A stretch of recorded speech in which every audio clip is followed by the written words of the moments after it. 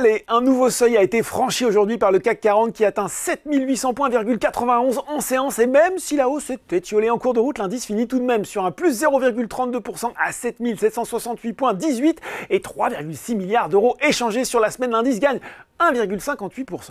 Aux États-Unis, c'est rouge, notamment à cause des prix à la production qui ont augmenté de 0,3% en janvier et de 0,9% en glissement annuel, contre respectivement 0,1 et 0,6% anticipés. Une statistique qui tendrait à démontrer, après la publication de l'indice CPI la semaine dernière, que l'inflation ne désarme pas totalement aux États-Unis, ce qui ne va pas inciter la Fed à précipiter son calendrier de baisse des taux. Résultat, on a un Dow Jones en baisse symbolique de 0,09% à 17h45 et un Nasdaq qui cède 0,1%. À noter quand même l'action Coinbase qui, elle, flambe de plus de 15%, le retour en grâce des crypto-monnaies en fin d'année dernière lui permettant d'afficher des profits bien supérieurs aux attentes. On regarde aussi les hausses à Paris et c'est TF1 qui a fait une bonne audience auprès des investisseurs après ses résultats 2023, un résultat net du groupe qui s'établit à 191 millions d'euros en hausse de 9% par rapport à l'année précédente, un chiffre d'affaires qui accuse, lui, une baisse de 6,7% à périmètre constant à près de 2,3 milliards. Derrière, Lectra poursuit sa progression dans la foulée de ses résultats devant Rexel et Vision Group, et puis sur le CAC 40, Eurofins Scientifique fait la course en tête devant Safran qui a toujours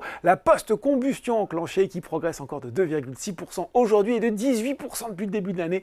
Les équipementiers électriques Legrand et Schneider avaient eux aussi encore du jus. Citigroup a relevé son objectif de cours de 75 à 85 euros sur le premier et de 175 à 200 euros sur le second. Et puis Schneider qui bénéficie également d'un relèvement d'objectif de Morgan Stanley de 168 à 184 euros. On regarde les valeurs en baisse. Clariane et lanterne rouge du SBF 120 devant Renault qui ralentit après son accélération d'hier, Elior Group et Voltalia.